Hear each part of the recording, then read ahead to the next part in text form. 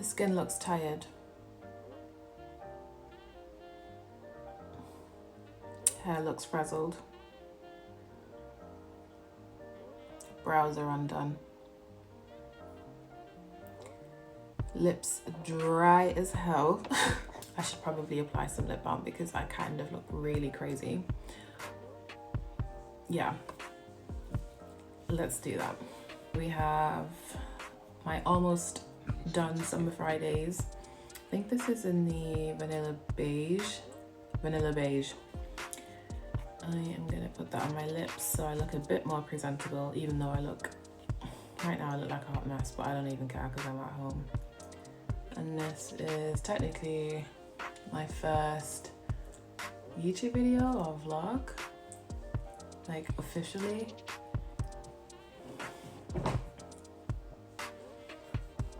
Oh, it just makes such a difference.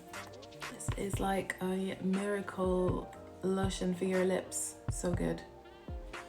My mum's driving off, so you can probably hear the engine.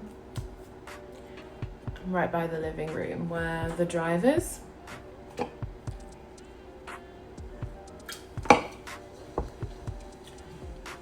I have been doing a lot of reading. Well, I say a lot, but for someone who stopped reading and doesn't really have or had the time to read, I feel like I've done quite well. Some of the books have just been life-changing, and then certain ones were so bad I couldn't even finish them. Maybe I should talk to you guys about what some of the bad books were. So here's the watercolours that I'm going to be using, the Derwent. Bought it from a local craft shop. This is what the outer packaging looks like. And I actually think that it's quite a solid palette to start with. I know that some people are somewhat against using good quality tools and equipments and things when you're starting out a new hobby, but I deserve the nice stuff, you know. I deserve the good paper, the really thick stuff. I think it's cotton blend, I'm not 100% sure, but it's good quality watercolor paper, and I thought I would get the real stuff as well. The brushes I'm still working on, because there's talks of human hair or animal hair brushes being a lot better than synthetic. I'm not sure how I feel about that. I'm not vegan or anything, but I haven't had the best experience with them so far, so I'm still on the hunt for some good watercolor brushes. Doing these videos has actually made me realize that I look a hot mess 80% of the time. I don't step out looking like this. Actually, I probably do, but it's okay. It's the undone hair, I think, that is making me uncomfortable. But we are trying to unlearn the need to constantly wear a wig, the need to have hair extensions, weaves. I can't deal with it, and I don't want to straighten my hair every 2-3 days because I've got quite coily hair, quite coarse hair. It's fine, but it requires a lot of manipulation to look presentable. But like I said, we're going to unlearn all of that, so I'm going to try and get comfortable. Let's do some skincare. I need to do my best to try and avoid using the word so and I think when I'm in work, I'm incredibly, well, I appear to be well spoken. This is just from feedback that has been given to me by people, but when I'm at home and I'm discussing mainly subjects that I don't feel like I'm an expert in, I tend to use quite a bit of filler, and I know that that is more so to do with confidence, and the more I do it, the better I'll end up getting. There you go, there's the again. Ugh, my edges are terrible. Edge control. This is the Cream of Nature one. I will get a tiny bit of it on my finger, place it on my palms, rub it together, and then just gently place it over my hair. It just really helps to keep any flyaways in place. See how much better that already looks. I don't overdo it. I don't put a ton of product in my hair, and I don't recommend doing this if you don't wash your hair very regularly.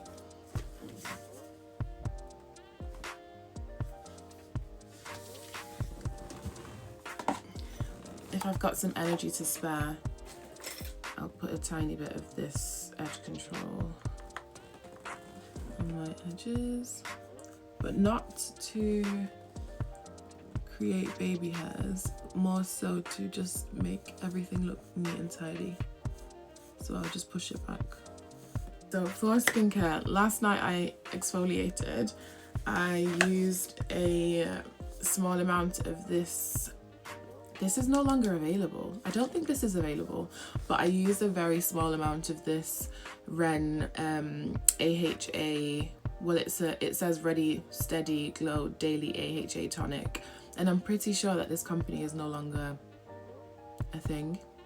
I remember receiving this bottle from one of the advent calendars that I purchased. It was in the Harrods advent calendar. I can't remember how many years ago, perhaps 2 or 3 years ago, and it's only because I've run out of my trusty mandelic acid, but so far so good. I'm getting pretty good results. I think it's effective at removing dead skin, and I've only done 1 round of this. I'm just gonna go in with the Bioma moisturizing rich cream. So that was 4 pumps. I've got quite a large face.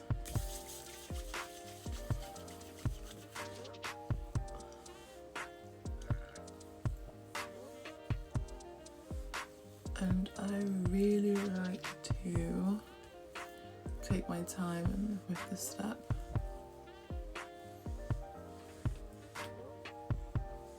See what a lovely difference that makes. And it's quite affordable. £14 is how much this cost me, and I picked it up at Space & K. This is one of the branches in London.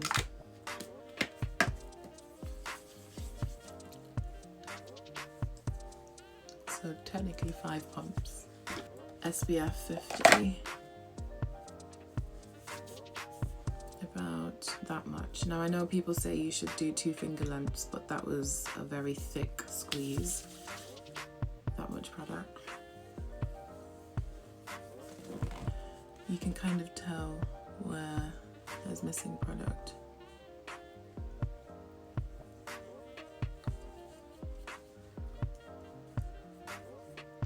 The white cast with this is pretty much non-existent once it settles.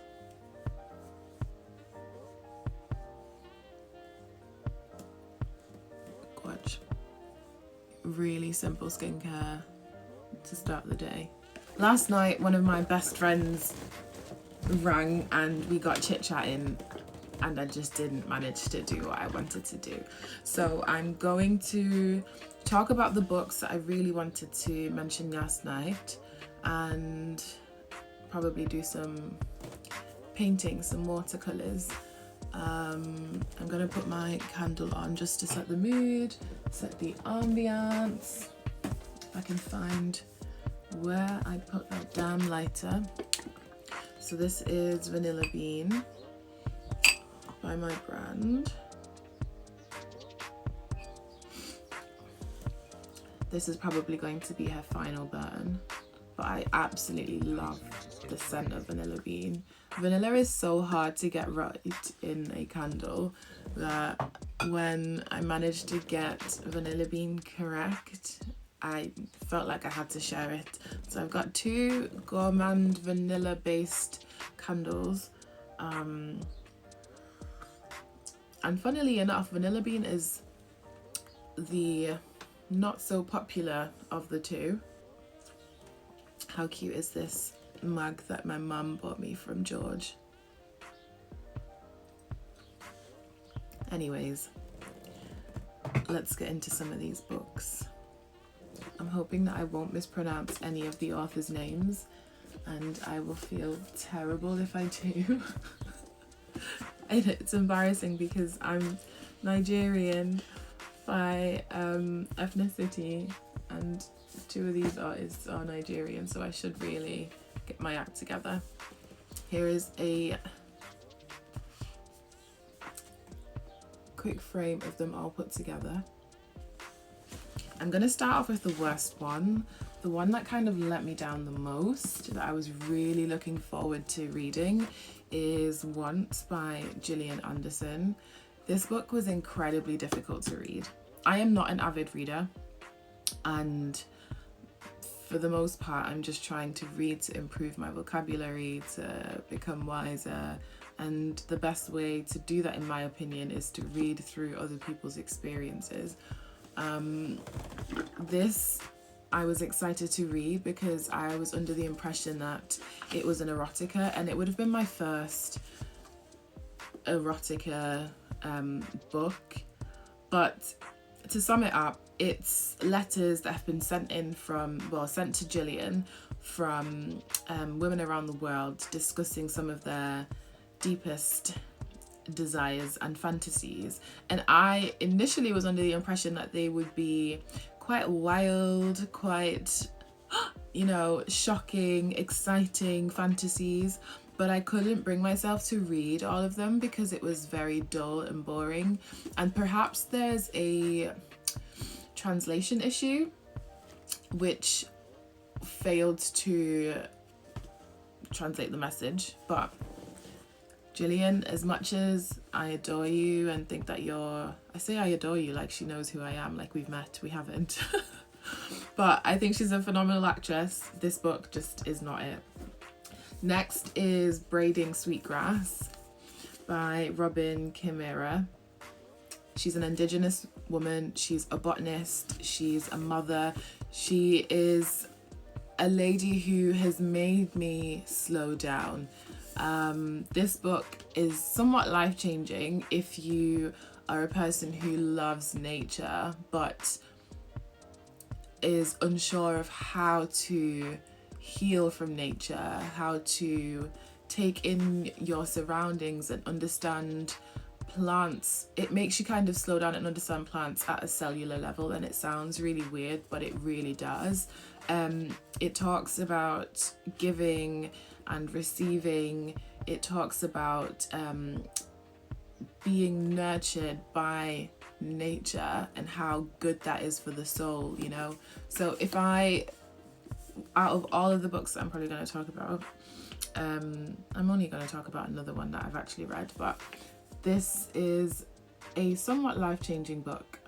Perhaps it's because I'm an earth sign, perhaps it's because I find real solace in being surrounded by nature. I mean, just even going for a walk does such incredible things for my mental health.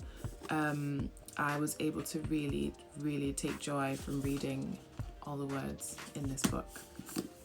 The next one is The Good Enough Job by Simone. I'm not sure how to pronounce the surname, but I would guess and say it's Stolzow. It might not even be a German or Germanic name, but that's probably what I would go with. This book, I have had a few early life crises, and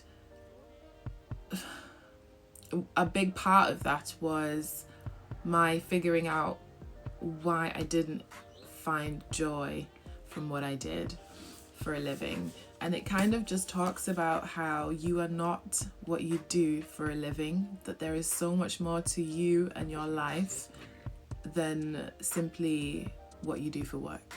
So that's probably the best way for me to summarize this book. Very easy read. I would recommend this to anyone who is kind of really struggling to figure out how to navigate life in terms of professional settings, what it means to be somebody, your identity, you know, characteristics, those kind of things. This book is pretty good. Now the next two I haven't actually read yet, but they are on my to read list for this month. Chimamanda Ngozi Adichie, Americana. I think this book is super popular and I'm very excited to read it. I don't know what it's about. I just picked it up in the bookstore. My next one is Blessings by Chukwuebuka Ibe.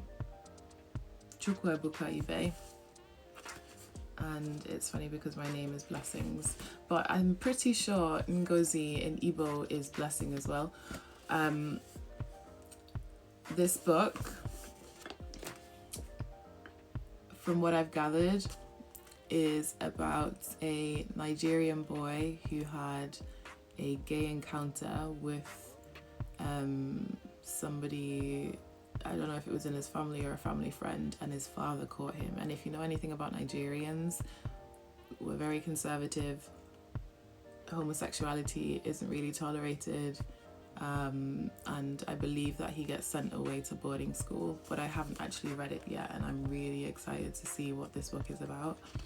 So those are the books that I've been reading and that I want to read. The tea is Kusmi tea, berries and hibiscus. Somehow I get a very floral rose from this tea, but there isn't any rose in it. The reason why I've got this massive throw on is because our heaters aren't working, the radiators aren't working, so the entire house is freezing. But I started off with drawing pumpkins, and it's a bit hard to see because the light is a bit harsh. So I started off there, then had another go and overdid it over here, and it looks quite disfigured, but pumpkins do come in disfigured forms. And slowed it down, went mini, didn't do too much, and I think that these might be the best pumpkins that I've done so far. I quite like this brown one, and this orange one up here. They're very cute. Bring it a bit closer. I messed up with the shadow of the pumpkin here, slightly overdid it, but there's that. Quite proud of this one down here. The body of this is obviously way too big, and the little ducklings are super cute, but I wasn't really happy with them, so I thought that I could keep practicing, and eventually we got there. There's a slightly larger duckling. This is supposed to be a sitting, like a squished one, and here this one is obviously standing. And then I wanted to go slightly chunkier, slightly rounder, and had a go at this. This was all done with watercolour. And the latest one that I've managed to do is on this little card here. So given that I've only technically been doing this for less than a week, 5 days, I'm quite proud of what I've managed to achieve.